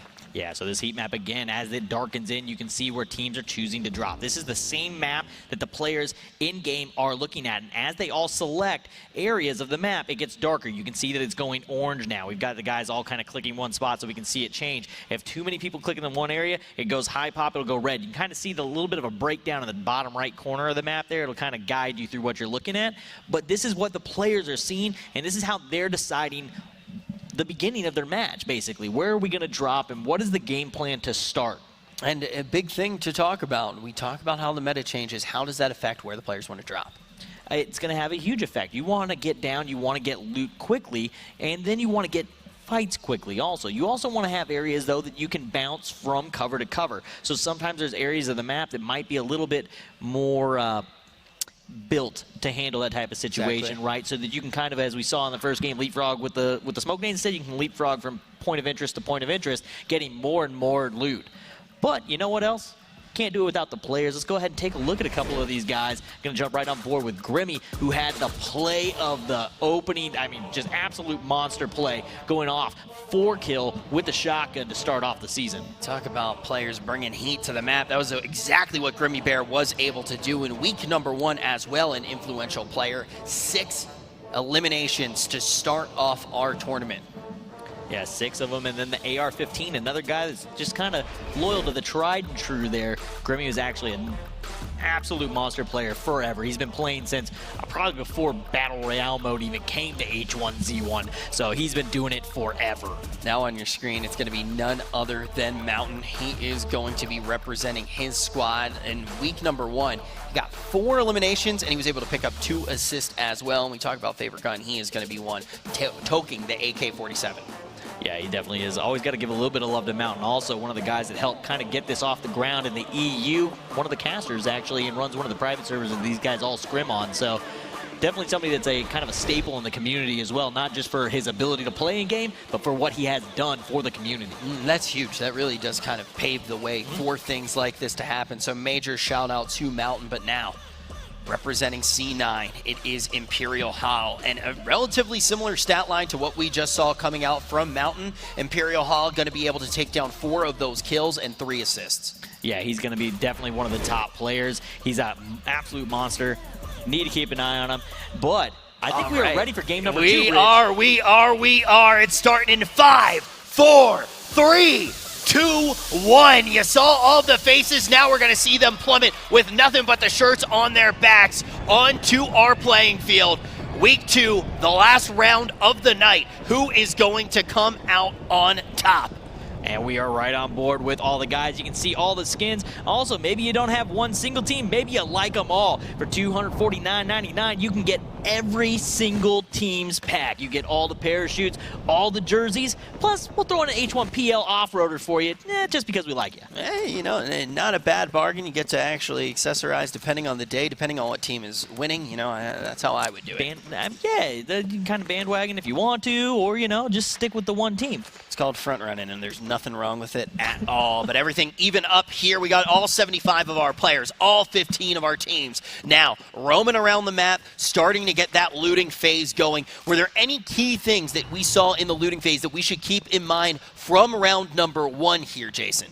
I mean, we're going to be in the same kind of situation as we did in the first one until these guys know where that circle is, which is probably out already. I believe it has. Yeah, I'm looking over at our map. So that first circle is a little bit of a spoiler there. First circle is out. So until that hits, their game plan is all the same. Right now, they've all landed in their areas. They've looked at where they're going. We do see that first circle is going to be all the way to the west. It's going to have a little bit of Harris Bluff, a little bit of Salty Tear Lake in there, but that's going to basically be the cutoff. We're going to lose a little bit to the edge of the map, but good starting safe zone, a lot of open area. If it ends up pulling all the way west, though, we could see some really interesting tree and mountain fights, which I would really like to see. Those are always fun to cast. When we saw that first safe zone, we were like, hey, look, pretty much 100% playable area. Here, not only are we going to have what does lie to the west, we also are going to have Salty Tear Lake. We're also going to have Wind Lake. So there are some interesting ways that things can pull here. And we're essentially starting off with a slightly smaller safe zone than we saw before. We already know these players are going to want to be trying to move dead to the center now. An early fight going to be coming out here. It is going to be ColeJ, who let out a few shots, just trying to size up his opponent. Molotov going to be able to come out. ColeJ able to dodge it relatively quickly, gets inside of the Jeep. Is he just going to try to get away from this fight? Yeah, he's going to be able to get out of there, gets a throwable out. That eats up a little bit of visibility for Flames. He's going to go ahead and grab that car and get out of dodge. So definitely what he wanted to do. Don't want to be in the fight that early. If the other person's not looking at you and you can just line up a kill real quick, might as well take it, but not really worth it this early in the match quite yet. I mean, hey, the thing is, you're also the front runner. You don't need the point right now. Let's say, yeah, exactly. Let's say you trade out. Let's say you get that point for your team. Being down a man is going to be very, very difficult for your squad to actually accumulate points, and that's why we see all of our players staying up here. Yeah, Flame. Really high heart rate there. He's actually somebody that's always kind of on that upper end. I would expect his heart rate to be a little bit higher than the other guys. You know, just on the ATV, going for a stroll can be a little bit stressful here. Very stressful. I mean, there could be an issue. I mean, there's not even keys in the ATV. He just hopped on and drove away with it. It basically stole it. Now we are going to see inside the cop car Vitality. Balin just kind of hanging out. He looks like he needs to heal. It looks like he has been tagged. He's probably rolling the heal right now. And he does. He goes ahead and gets that med kit off, and they're going to take off into the sunset here behind Radarn, leading the way for him. Prodigy Ace is right out there off to the left, though. You can see him. He's just going to do a little pass by, say hello, and continue on their way. Now, keep in mind, Epsilon really was the squad that overperformed starting in week number 1. We want to keep our eyeballs glued to them as much as we can, but Balin instantly just going to be chunked down. He could be the first one to fall. This would put Epsilon in a really rough position, and it's from Set to Destroy X. And once again, they were an incredibly aggressive team in our last round. I think they are a squad that's kind of been adapting to the meta, and they're going to be able to get him. This is insane. This is what we saw from them earlier, and they're still going. They've just been so aggressive. We talked before we even started today that Epsilon was a team that adapted to this meta really well, but all of a sudden we're seeing Set to Destroy just being so incredibly aggressive. So something about that, though, we talked about them being able to get the meta down a little bit quicker. The meta's shifted today from what we saw in week 1. Today it's a little bit more aggressive than it was. We're seeing fights even earlier, which is going to cause more of a shift, and I'm not sure if Epsilon's ready to adjust to that. I mean, they're used to taking a fight once you get to like Circle 2, where we're used to only seeing it in 3 and 4, but they're taking these fights really early, and they're chasing them. Set to Destroy chased that fight down. They were going straight for it. I think that is an important thing to note. The other important thing is we are going to see first we're going to look at these shots getting rung out there. That was more of the war of attrition type style of fight and less about trying to actually go for the kill. But now I want to bring up the fact that the first ring, we're starting to see our players migrate over. Quite a few already getting pitted up in the center so they can kind of have that high ground so they can actually shoot at the players that do approach. We're starting to see that right now as Zeke is going to receive some fire. Yeah, Zeke just kind of sitting here, and he's looking to get a little bit of information. He's trying to gather as much as he can. He is that IGL for Rogue, so he wants to get as much as he can so that he can make educated and informed decisions on what they're going to do. Definitely does want to do just that, trying to suss out where people are in the map. And once again, it's Set to Destroy X being hyper aggro. Yeah, they are really just kind of taking any fight they can. They've now shot at LG, now turned their attention. They're taking shots at Noble. Anything they see, they're just immediately opening shots onto them. At the very least, they're putting in a couple of love nibbles, a couple of friendly shots, just sussing out their opponents, pushing them off from the zone that they're in, but maybe also just taking away from the resources they have. Maybe you take a helmet. Maybe you're able to take the body armor. Maybe you're able to put a little bit of stress onto the vehicle, but now they are going to be receiving fire here, and it is from Noble. A fight that they picked themselves. Are they going to try to finish their supper, or will they start getting scared now? They are right in the dead center of our safe zone. It is going to be CLG and Echo Fox that have the longest trek to safety right now, all the way over past PV, all the way east by Spence Hills. They'll be all right, though. They've all got vehicles. They'll make it. This early game gas doesn't do a lot of damage. They can kind of ride through it. They're not too worried. The first gas wave typically isn't going to scare anybody off. Noble, though, look at how split they are. They have guys in the center that have already set up shop. They have 2 players that are still looting in PV, trying to get extra loot for them. So they sent somebody to the center of the safe zone early. Adrian, somebody who we saw do some crazy plays in the last match, just netted himself a kill onto Obey Alliance. How do you like that split strategy, though? It's not something we see every day. It's in this situation, I don't really like it, because when you go to the edge of the map, the way that they are, a lot of people don't use that far side. So they're far enough to the left or to the west that everybody else is going to be between them and their teammates for the most part. It is going to be a gauntlet run for those other 2 members to be able to catch up to them. For sure, and one of the big reasons that they are trying to do it, though, is because of that ever so important loot that they are grabbing from the map. You start with absolutely nothing here in H1Z1, and this looting phase has pretty much come to an end, and we haven't touched upon it today. For any of the new viewers, what does the ideal loadout really look like for our 75 players? Absolutely, you want, if you can, get the airdrops, obviously, get those 2-hit armors on, but you want that shotgun, you want at least an AR or an AK to be able to get those long-range engagements. And another thing that we're seeing, and you can see Candy Van right now, that Magnum's been coming out time and time again. The reason that they're whipping out those Magnums is to actually get really big damage. Ooh. Wow, beautiful shot comes in from Imperial Hall, but the Magnum, the reason to touch back on that is so they can chew up vehicles, but Hall, he's just going to chew up nothing but bodies here, getting in these incredible shots into Obey.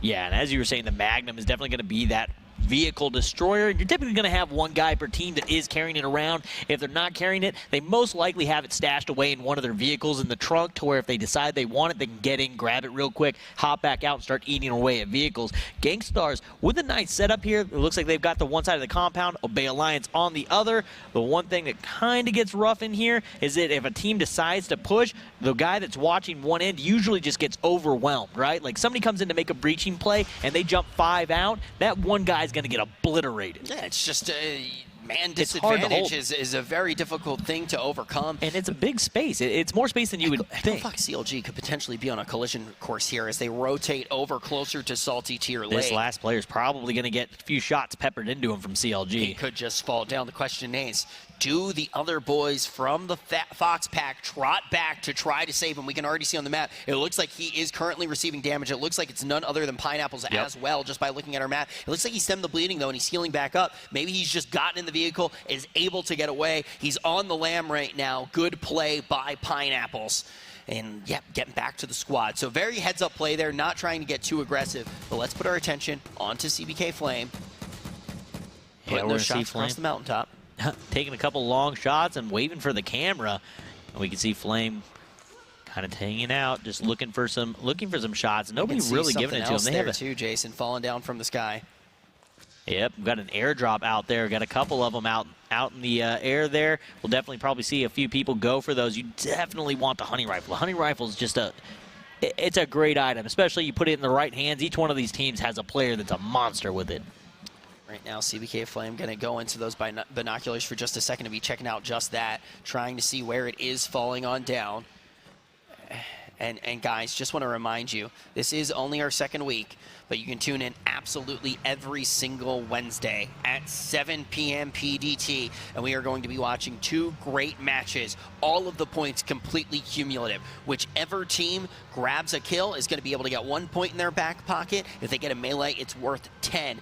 If you last longer than your opponent, you're going to get a higher multiplier all the way up to maybe even 2, but this is something we need to be talking about here. Yeah, two Kevlar armors in there and the hunting rifle. We got a player coming in for it, but the shots are ringing out into that vehicle. There's already somebody sitting by watching it. Bomb's going to come through, and it is going to eliminate Anna. Benny Boy also going to get tagged there, down to about 50%. That is never the way you want to go out.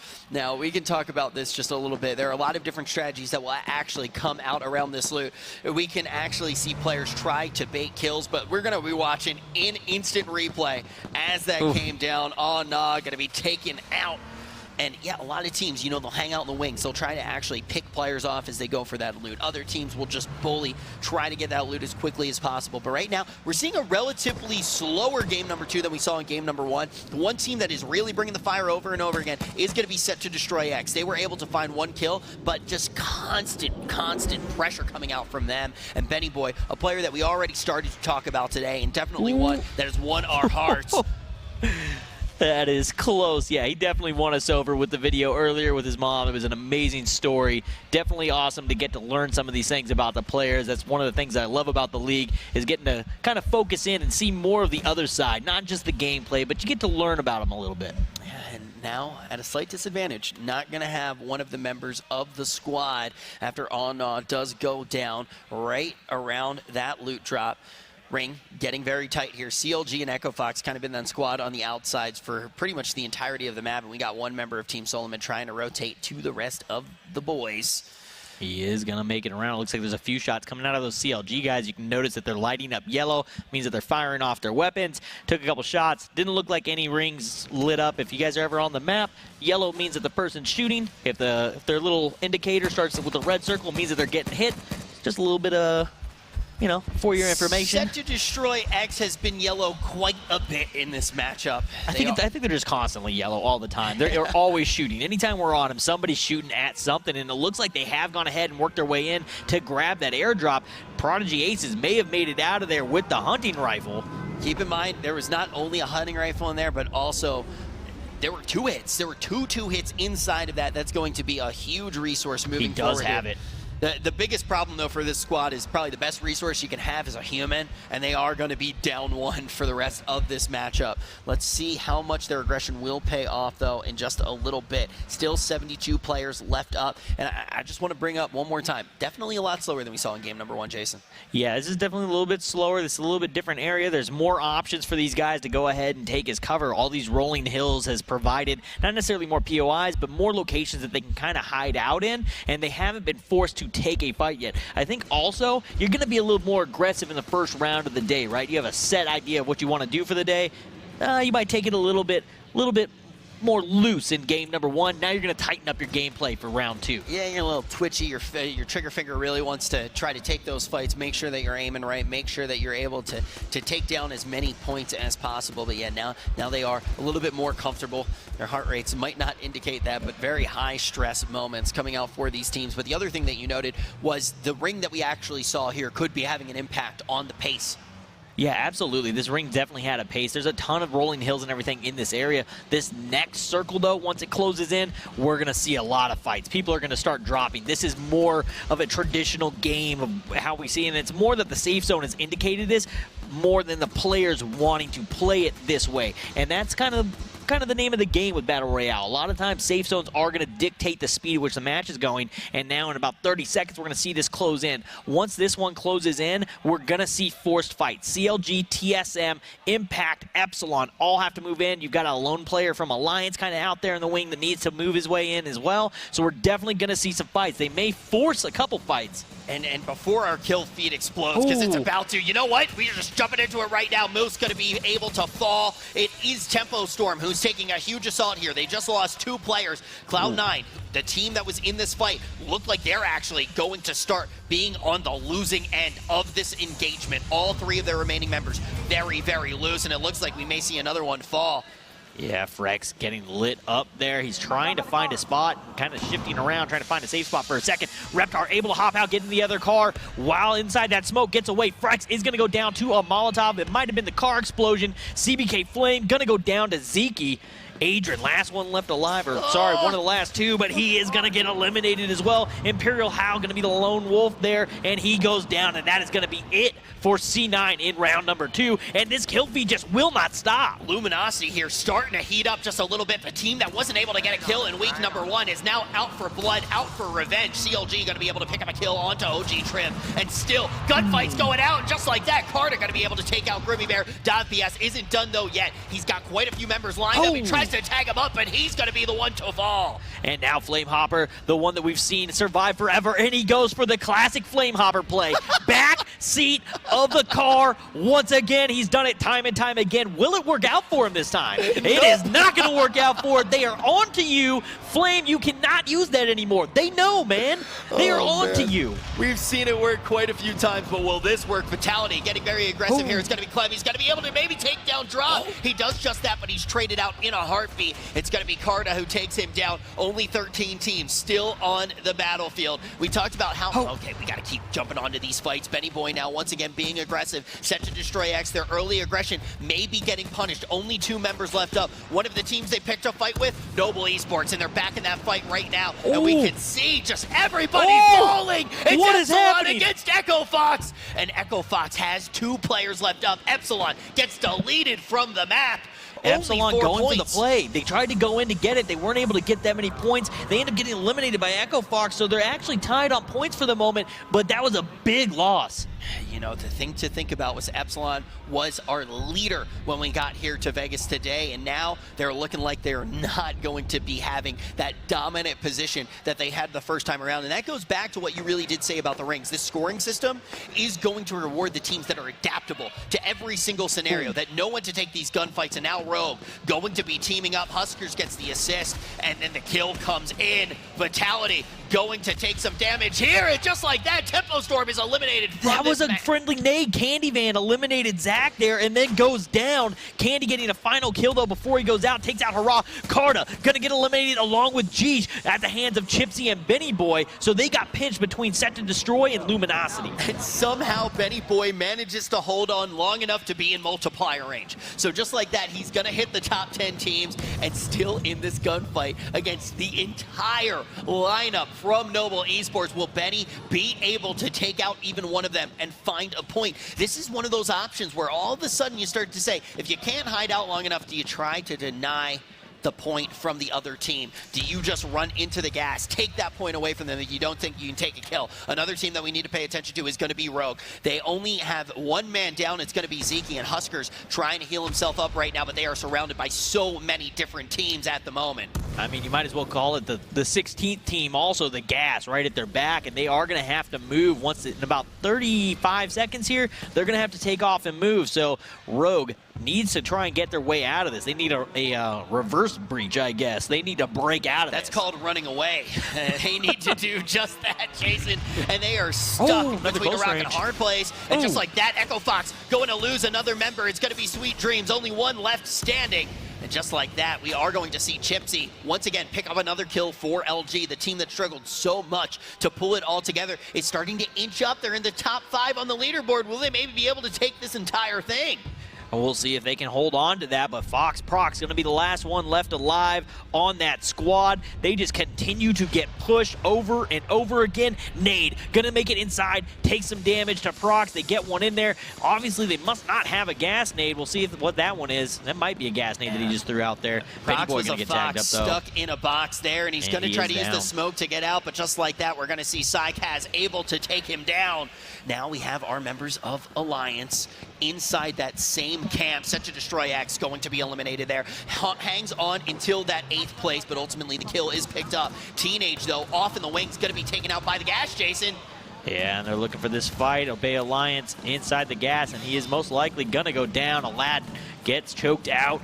Buffalo running through the gas here, trying to find himself a little bit of leeway there. He's trying to use that left side. He's running through the gas intentionally there. He's using that to get a little bit of a break of line of sight on that hill.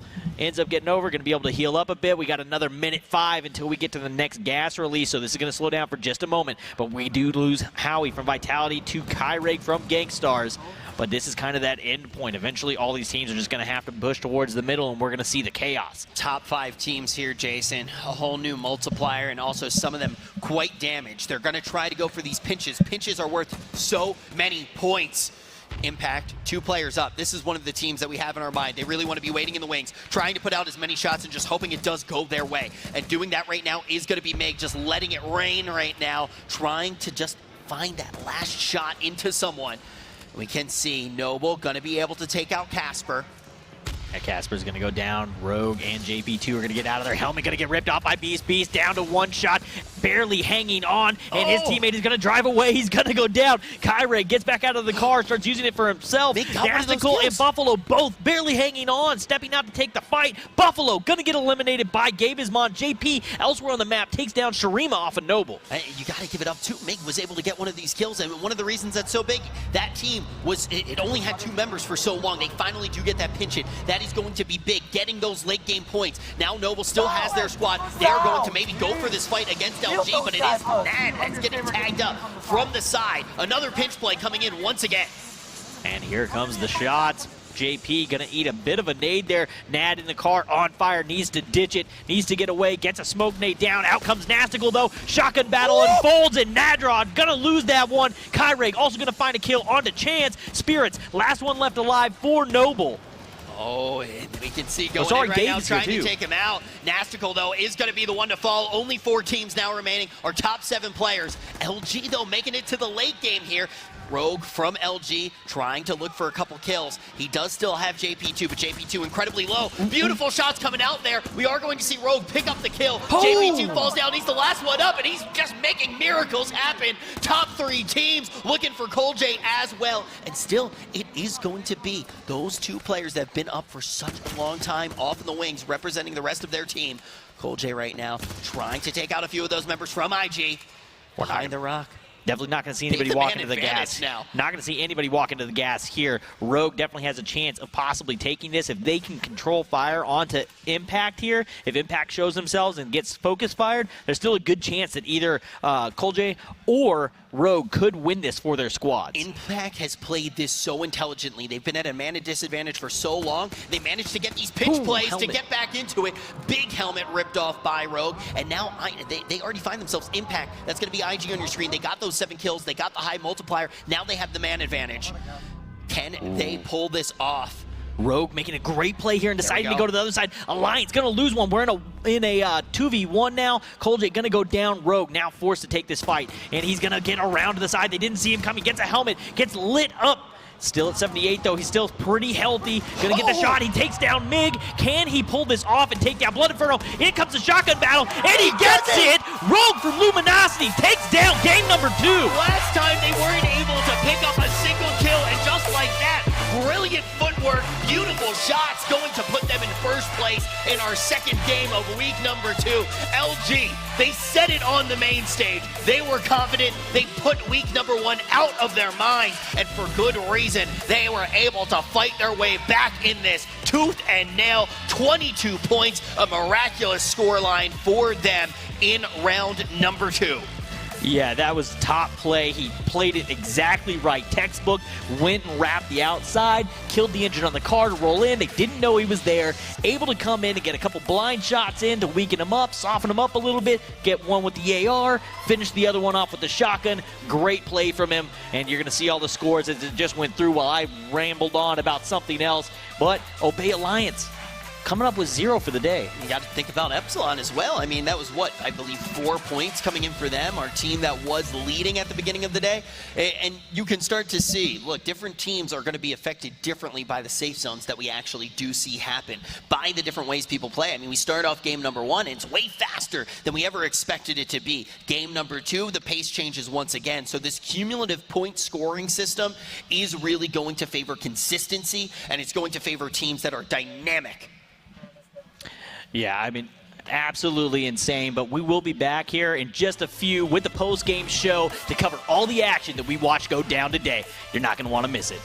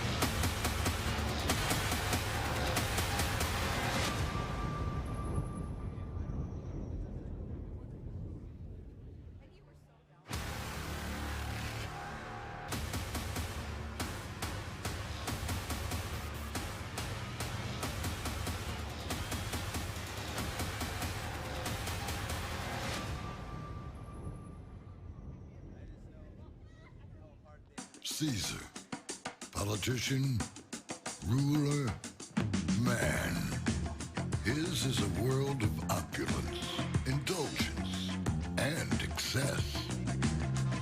So for anyone seeking a place where the sun never sets on a good time, all this awaits. I am Caesar, and I approve this palace.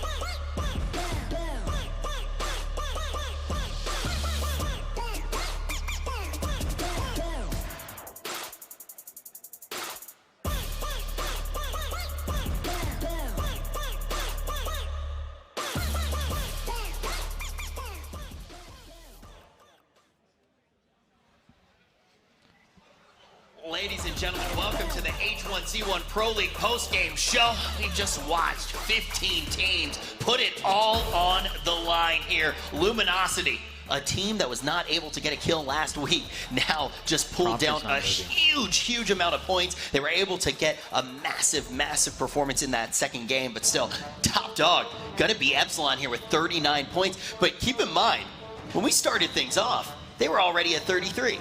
They were already at 33, so they only pick up 6 kills on the day, but able to go ahead and hold on to that. And man, that was an amazing start. That first game was absolutely insane. There were so many early game fights. Definitely seeing that meta change coming into week 2. We're seeing teams start to get a little bit more aggressive, get a little bit more comfortable taking early fights. Definitely a nice change of pace and something that's a ton of fun to cast. And also, you see LG there. I wanted to mention them because we're going to hear from a few of their players in a little bit. They jump up from 15th place all the way to 10th.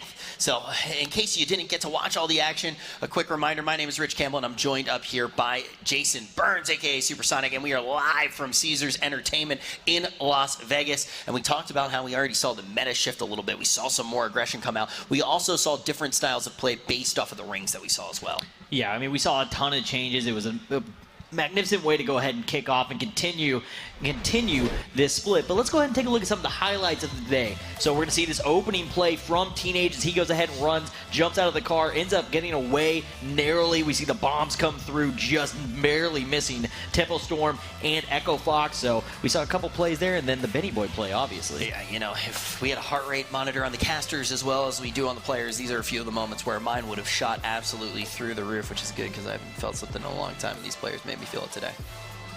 They warmed your heart. That's good. Just that. So, we got my blood pumping, that is for sure. We can see here right now, OG Triv, last one standing for TSM. I actually hadn't noticed. I just realized what we saw happen there. I didn't notice it in the plays before. He got 2 with a single shotgun shell. Yeah. He actually dropped 2 there. The collat did come through, and that was one of those with things. The car run over. It's hard to actually notice in that fray there. Incredibly icy plays coming out from these guys, except for that one. Except for that one. You never want to be on the receiving end of the bomb plane at all. And then Flamehopper going for the Flamehopper play. Sit in the back of the car, hope nobody sees you. Not going to happen today, though. They're definitely going to find you. They're on you. He got eliminated. And then the Epsilon versus Echo Fox push, where Echo Fox holds their ground strong and bodies out Epsilon. But before this scoring system came into play, we wouldn't see that many gunfights like that. That is just 5 helmets right up against each other, banging into each other, letting shots ring out. Really awesome to see all of that. And I'm really loving this new scoring system. And this final fight, we're seeing the very end of the match, so we're going to see Rogue fighting his way, staying alive, getting kills here on the left and the right. Now, final play. He snuck up around that side while they were fighting the member from Alliance, able to soften them up a little bit before they know where he's at. Steps up, gets the kill onto Mig. Now we're going to see that shotgun battle come out, and he's going to win this one with the double shot, takes it down. That was one of the most epic finishes I think we've casted together. And these finishes also, you know, I'm trying to think of the most epic finish now. You put me on the spot there. Tixie. Okay, you're right. Tixie's the most epic thing that's ever happened, but you gotta keep in mind. That was close. That was close, but Tixie, you little freak, absolute monster, was able to get one of the craziest finishes I've ever seen. But guys, I want you to keep in mind, at the halftime show, we saw a completely different leaderboard. All of these matches going to be so impactful. Every point that these teams grab going to be cumulative for the entire league. That's going to be going down every single Wednesday at 7 p.m., and we are going to see 2 matches on each of those nights. Yeah, we're going to see a ton of matches here. So, well, standing by is our host, actually. She's going to be standing by with members from LG who just took down that game, and I believe they told us they were going to take that game down before it even started. Let's see what they got to say.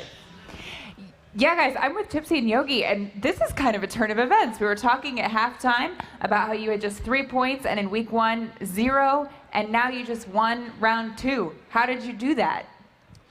Like I said before, like it doesn't matter what happens in a game. Like the next game, we're always going to be confident we're going to win. We picked our spot. Once we got there, circles started closing in, started just fighting teams and moving in. And then my boy Rogue clutched it up with the 1v2. Yeah, talk to me a little bit about Rogue. He was the last one standing. What does he mean to your team, and kind of walk me through what he was able to do there? He's definitely one of the slayers of our team, and being the newest addition to the team, we kind of look for that. So having him alive at the end, having him to do that job at the end is perfect for us. So he's one of the newest members of your team. When you were trying to figure that out, what did you see in him specifically that you wanted to bring on? And is that kind of what he was here for? We wanted to pick up somebody that was a Slayer, obviously, but that would work well with our team, and that's Rogue perfectly. Great team player, great shot, just an amazing player overall. How's he doing back there? Is he happy? 100%. What do you guys do to celebrate something like this? Well, he's a huge fan of steaks, so I'm sure we'll probably end up having a steak later today. Good. You should have lots of steak. So you had 11 points, but you're the top, so that doubles it to 22. How do you feel now moving forward into the next week? Feels pretty good to not have 0 anymore. You have what? It feels pretty good not to have 0 points anymore. Yeah, that's always good. So moving up from 15th to tied with all the way up to 8th place feels great. Anything you want to change? I kind of know what your answer is going to be, because at halftime you said you weren't going to change anything, and that worked out really well for you. What about going into next week? Change anything? Well, as you said, as I said before as well, we're probably not going to change anything. Okay. It just, what we did today kind of proved how we want to play. Like, it just backed up what we were thinking before, and we just got to stick to what we're doing and hope that we pull through. All right. Well, enjoy your steak tonight, gentlemen, and I'll see you back here next Wednesday. Thank you. All right, guys, back over to you. Thank you so much, Christine. Yeah, definitely great to hear from those members of LG as well.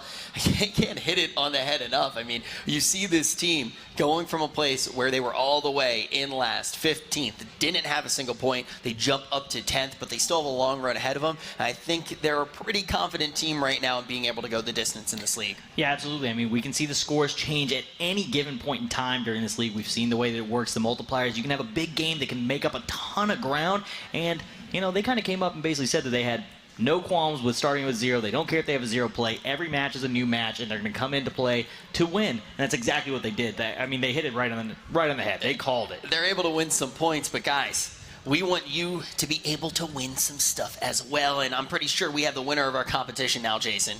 Yeah, I believe we do have a winner, and that is going to be Tesla Kuhn. This is how I do H1Z1.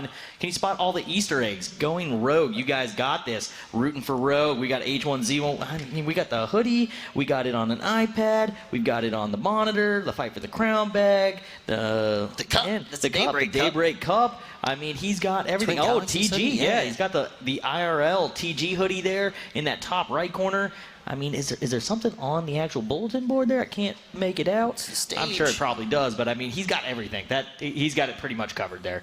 Yeah, he's definitely got more swag than me even. So warranted winner here. It's going to be none other than Tesla, but we are just getting started with these giveaway, folks. We're going to have another one coming up next week as well. Yeah, this next one's going to be similar system, except we want you to sketch some original artwork for skins. We want to see some of your guys' originals of what you think should be in the game. So again, you're going to go ahead and sketch your best skins editions, what we're going to call it. You're going to send it to us at H1Z1 Pro League using the hashtag H1Z1 Pro Contest once again. And I know there's some of you out there that can do it because I've seen a ton of these from the community before. I can't wait to see the artwork on this one. I want to find out if I can submit any, but Jason and I are done for the night. It's been a great second-a-week show. Can't wait for week 3. We're going to throw it on down to Christine, who's going to close us out for the night.